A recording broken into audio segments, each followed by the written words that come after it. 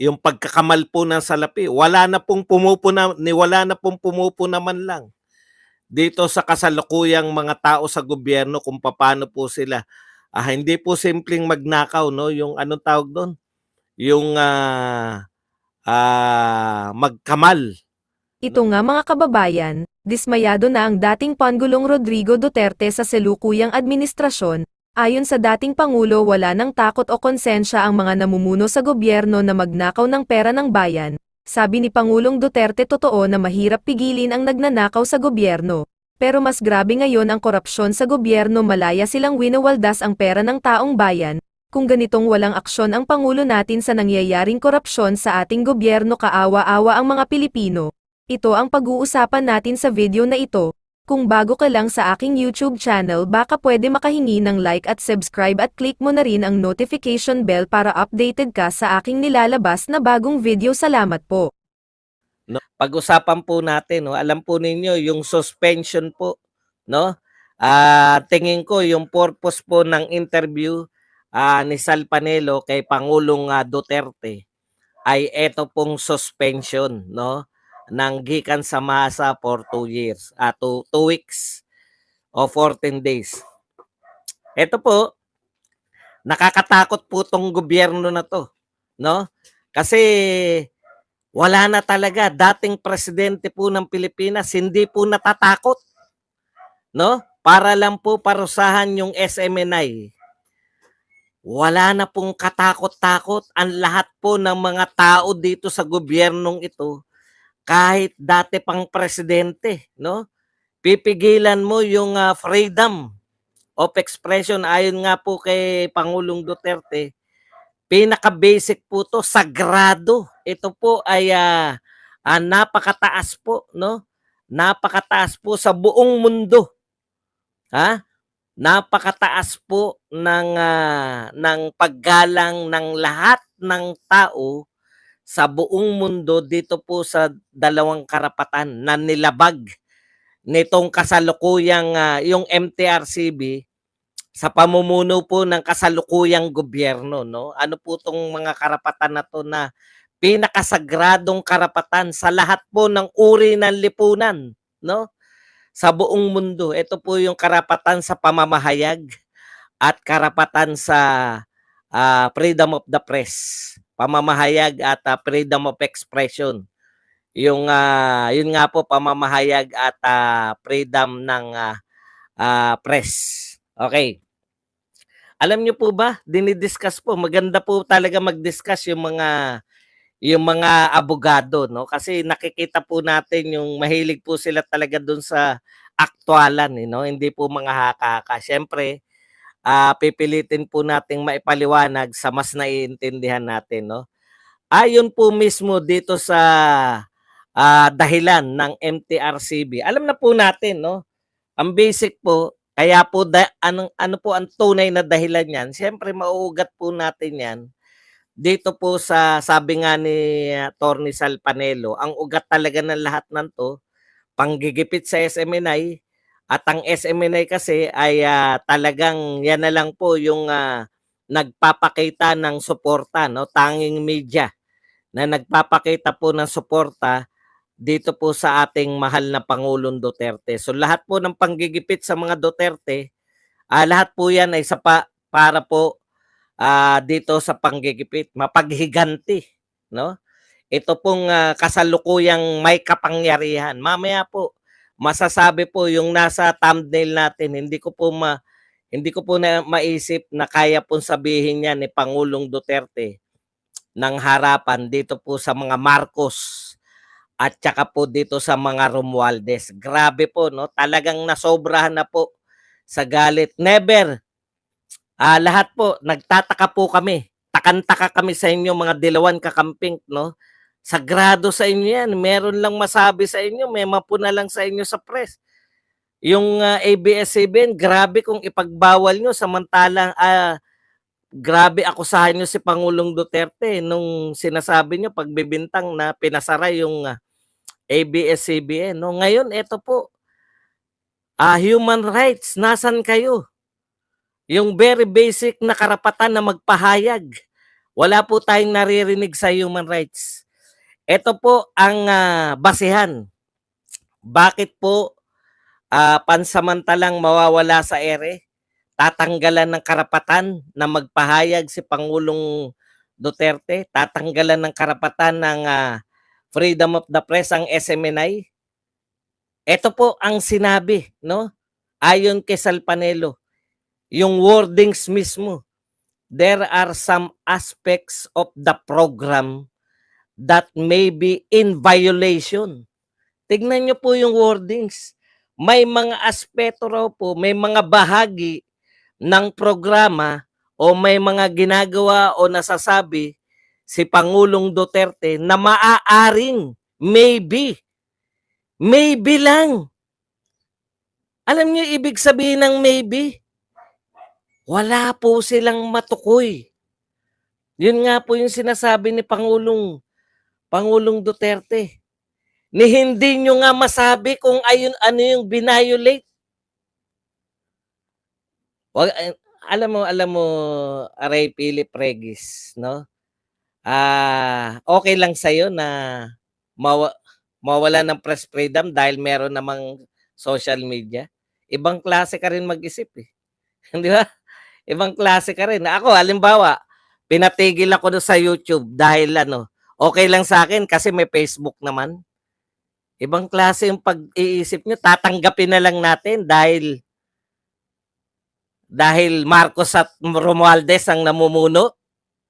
Yun ba gusto mo sabihin?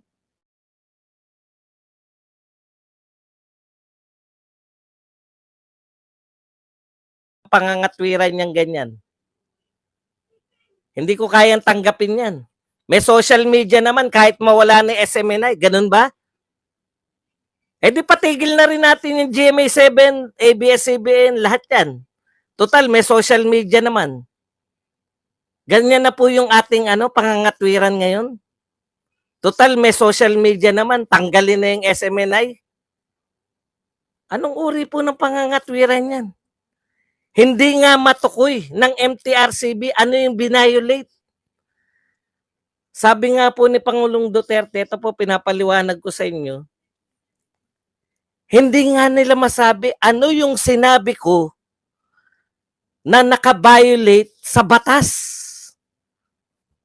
Maybe, probably. Para daw makaiwas kasi may nagrereklamo. Kailan po ba natigil ang pagrereklamo? Ibig sabihin, pag may nagreklamo,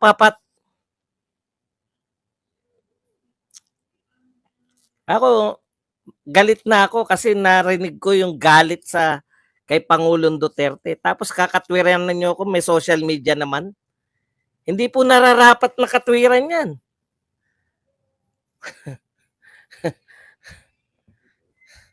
Dahil po yan, may prangkisa po yung SMNI. No? Okay.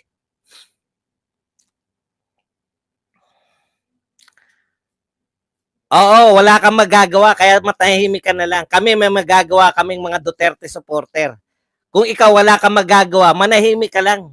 Kami may gagawin kami, may ginagawa kami. Hindi mo po pwedeng sabihin na dahil wala ka, ikaw pala walang magawa, di wag mo kami idamay. Kung wala kang magawa, kami meron. No? Hindi mo kami pwedeng patahimikin. Okay, balik po tayo dito sa ating Balik po tayo dito sa ating talakayan. Ikaw, pag na kita ngayon, aangal ka, sasabihin mo, nangangatwiran lang ako, blinak ako. Kita mo? Ayan nga, pwede kang umangal, di ba? Ano ba sinabi ko masama? Porket ka kontra ni Badong, bablock niya ako. Hindi kita ibablock. Ipaparanas ko sa iyo na meron kayong karapatan sa pamamahayag dito. Pero pwede kitang i-block. Yun yung sinasabi ko sa inyo. Dating presidente yan, wala na siyang karapatan. Grabe naman pala ngayon talaga. At gusto nyo tanggapin namin dahil wala tayong magagawa. May magagawa po kami, kayo wala. Sumusunod kayo sa amo nyo eh. Kami ayaw namin sumunod sa amo nyo. Okay, balikan lang po natin. Pasensya na po kayo. Hindi po ako nagwawala dahil sa wala, no? Okay. Sige, mag-active lang kayo diyan. Hayaan niyo lang sila kasi. Huwag niyo sila i-block para makarinig sila ng mga katwiran. Nakikinig naman yung mga yan eh. Para questionin din nila yung existence ng amo nila. Huwag niyo silang, pakiusap ko lang po, huwag niyo silang tatanggalin. Kasi pag tinanggal nyo sila, nagtagumpay lang sila. Hayaan nyo silang makinig. Kasi hayaan nyo makultang utak nila sa tunay na katwiran. Okay. Meron po tayong konstitusyon. Ha? Ang konstitusyon po sa Pilipinas, pinakamataas po yan. Daig po niya ng speaker. Tukoy na natin. Daig po niyan yung presidente. Ang konstitusyon po ay mas mataas pa sa speaker at mas mataas pa sa presidente ng Pilipinas. Okay? Okay. So yan po ang binabiolate na karapatan ni Pangulong Duterte dito ay karapatang magpahayag. Para po saan? Ano po yung katwiran? There are some aspects of the program that maybe hindi pa sila sigurado yung MTRCB.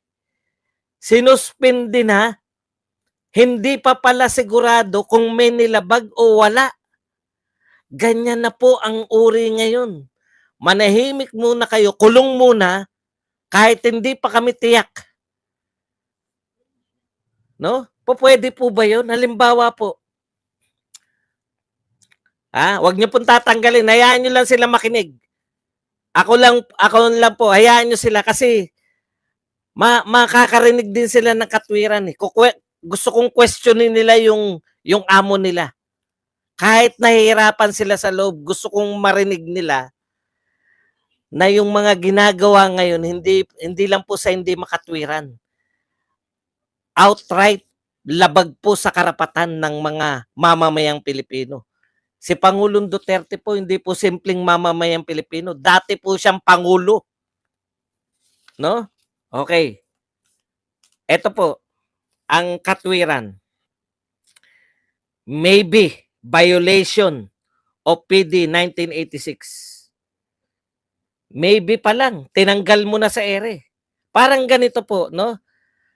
Masama ba badong na preventive suspension para nga hindi na ulitin? Ano nga yung hindi na uulitin? Wala nga kayong matukoy. Hindi nyo nga alam kung ano yung bakit kinakailangan nyo isuspend. Alam nyo po, ang media, ang pangunahing karapatan na pinag-uusapan natin sa media, yung parusa ninyo, no? Kay Pangulong Duterte, parusa po yan kung napatunayan nyo nagkasala. Hindi po pwedeng yung preventive suspension, preventive pa lang, ay kasing bigat na ng parusa kung napatunayang nagkasala. Paano kung hindi napatunayang nagkasala? Naparusahan nyo na. Parang ganito po yan eh. Halimbawa po, yung amo, pinaimbestigahan, nagrereklamo yung kanyang mababang posisyon. Halimbawa, sexual harassment. Ang panawagan nung na sexual harass na sekretarya o assistant, preventive suspension nyo po muna kasi gigipitin ako niyan eh. 'Di ba? Kaya po pine-preventive suspension yung nirereklamo kasi gigipitin 'to eh. Ipe-pressure siya para papatawag siya, boss niya 'yun eh. Bakit mo ba ako nirereklamo? Baka pwede natin pag-usapan 'to. Ipe-pressure siya para patalsikin o i-atras yung gagamitin yung power pag hindi mo sinuspend para gipitin yung nagrereklamo. Kaya po nagkakaroon ng preventive suspension. Sa kaso po na to, yung parusa ay tanggalin siya sa ere, pinarusahan mo na eh. Nang wala ka pang malinaw na paglabag. Ibig sabihin na parusahan na si Pangulong Duterte nang wala ka pang binibintang man lang. Nasanay po sila, ganyan po yung trend ngayon. Mula po kay Vice President Sara Duterte. Pinagbintangan ng pinagbintangan sa may inalaw kasi natin. Alam niyo yun, hindi tayo pumalag kay Vice President nung tinatanggal yung kanyang confidential fund. Ano po ang katwiran? Pinagbintangan ba na ninakaw kasi niya yung binulsan niya kasi yung confidential fund? No? Hindi po. Ang sinasabi, ginastos mo yan. Bakit mo ginastos ang confidential fund mo? Sa loob lang ng ilang araw.